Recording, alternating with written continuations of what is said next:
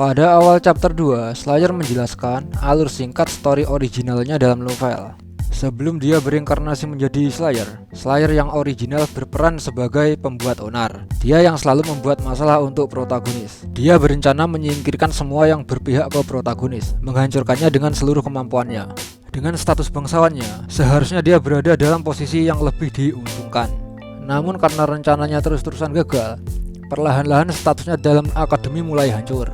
Maka dari itulah, pada akhirnya dia berpihak kepada Raja Iblis. Mulai dari situlah, Slayer original benar-benar sudah menjadi penjahat. Dia mulai memburu protagonis bersama rekan-rekannya untuk membalas dendam. Namun pada akhirnya Raja Iblis mengkhianatinya. Dialah satu-satunya orang yang berakhir tragis. Kembali ke Slayer yang sekarang, dia berpikir akhir seperti itulah yang menantinya. Dia ingin menyangkalnya, namun semua berjalan sama seperti yang ada dalam novel. Di dunia ini, Slayer sudah memastikan adanya protagonis dan 5 pahlawan. Di sini Slayer mulai memikirkan banyak hal. Dia tidak ingin berakhir sama seperti originalnya. Saat Slayer mulai bertekad untuk mengubah alur ceritanya, entah kenapa, dia merasa ada sesuatu yang salah. Novel terdiri dari 7 chapter dengan prolog yang sama. Namun, setiap bab menggambarkan hasil akhir dari salah satu kelima pahlawan tersebut. Ketika semuanya sudah berkumpul, true ending pasti akan terjadi. Dengan kata lain, tidak peduli apapun itu, Slayer akan selalu menjadi musuh. Nasibnya tak akan pernah bisa dirubah. Seketika Slayer merinding. Dia bergumam, jadi meski bukan Slayer original, masa depan akan sama saja, seperti kehidupannya sebelumnya.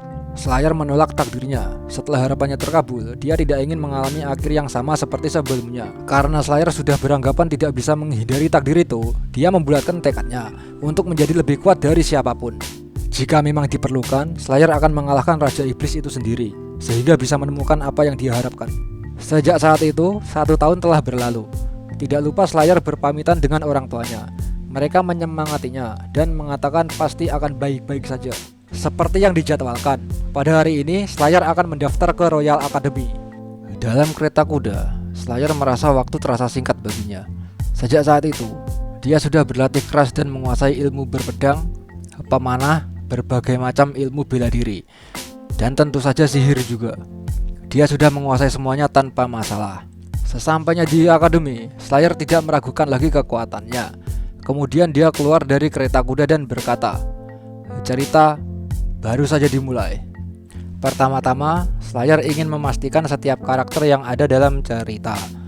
Sambil berjalan santai menuju ke tempat penyambutan siswa baru, di tengah perjalanannya, tiba-tiba ada seorang pria yang menyapanya dari belakang. Slayer memanggilnya dengan nama Alma Gleipnir, salah satu dari geng pahlawan, dan juga dia adalah tunangannya Slayer. Alma menyadari ada yang berbeda dari Slayer, seperti sedang menjaga jarak. Namun Slayer menyangkalnya. Slayer original biasanya memang ramah dan elegan, tapi Slayer yang sekarang bukanlah Slayer yang dulu. Dia tampak tidak peduli dengan tunangannya dan hendak pergi begitu saja. Dia tidak ingin terlibat dengan geng pahlawan.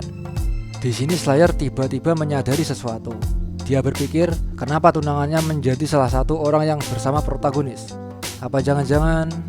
Sebelum Slayer melanjutkan asumsinya, ada seorang gadis muncul menghampiri mereka. Dia menanyakan di mana lokasi upacara penyambutan berada. Slayer berpikir cara mereka bertemu sama persis seperti dalam cerita. Yap, dia adalah Flare, tokoh utama dalam cerita. Alma berkenalan dengannya, memberitahu lokasinya, dan hendak mengajaknya menuju ke tempat upacara bersama-sama. Namun, setelah berterima kasih, Flare pergi begitu saja. Di saat Flare meninggalkan mereka, Slayer menyadari sesuatu dari raut wajah Alma. Ternyata dia menyukai Flare. Namun, Slayer tidak peduli tentang itu. Lagian juga Slayer tidak ingin terlibat dengannya. Sesampainya di aula, pembimbing mulai berpidato dan memberikan ucapan selamat kepada para pendaftar baru. Terlihat Slayer sudah memastikan bahwa di dunia ini, keberadaan kelima pahlawan itu benar adanya. Yang pertama, Lyoness Great, lahir dari keluarga bangsawan tingkat atas. Yang kedua, teman dekatnya Lyoness, dari keluarga bangsawan yang setara, Meigen Tolomir. Yang ketiga, dia bukan seorang bangsawan, namun dia memiliki bakat ilmu sihir yang luar biasa. Dia bernama Billy. Yang terakhir, cucu dari pendiri akademi, Seika Raynor. Slayer berpikir, jika dunia ini memang dunia yang sama seperti di novel itu, maka mereka berlima pasti akan bertemu dengan Flare dan mengalami takdir yang sama. Mereka termasuk karakter penting setelah Flare, dan Slayer akan menjadi musuh mereka. Itu adalah sesuatu yang sudah lama diketahuinya. Namun, Slayer merasa dia tidak bisa kabur. Untuk menghindari ending tragisnya, di sini Slayer mencoba untuk tidak terlibat dengan mereka. Slayer hanya ingin bersekolah sebagai karakter sampingan saja. Namun, jika memang harus terlibat, Slayer merasa dirinya sudah siap untuk menghadapinya. Usai upacara penyambutan, terlihat Leones sedang bertengkar dengan Billy. Leones merasa superior karena dia dari keluarga bangsawan. Namun Billy menganggap kalau di akademi itu gelar tidak ada artinya. Dikarenakan sifatnya yang bertentangan, mereka tidak bisa akur. Pertarungan adalah jalan satu-satunya. Tidak menghiraukan orang-orang di sekitar, mereka saling melancarkan serangan. Tiba-tiba Flare muncul entah dari mana menengahi mereka. Flare mengubah arah kedua serangan itu ke udara. Boom! Mereka berdua sangat terkejut. Begitupun dengan Slayer. Leones menegur tindakannya karena bisa saja dia celaka. Namun Flare melakukan itu karena tidak mau ada yang terluka. Slayer menyadari sifatnya Flare itu benar-benar persis dengan cerita. Dia bahkan lebih rela dirinya yang terluka daripada orang lain.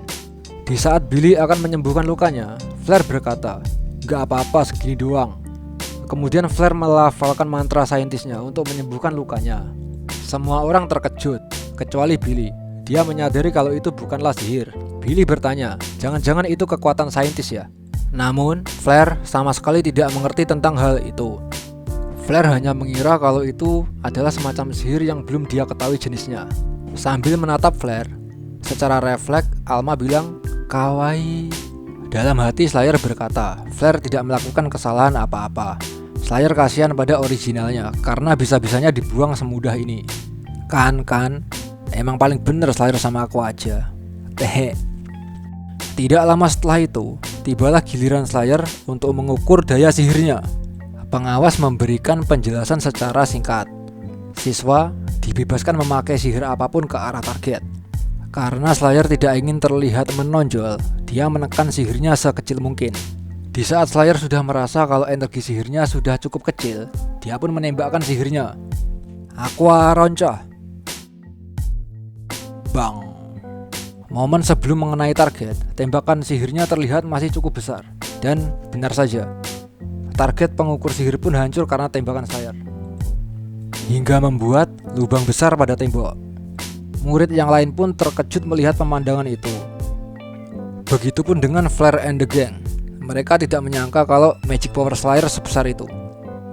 Slayer yang tidak ingin terlihat menonjol pun berkata dalam hati, "Latihanku berlebihan." Chapter 2 berakhir di sini guys. Untuk yang ketiga mungkin besok atau lusa akan saya buatkan. Terima kasih sudah menonton.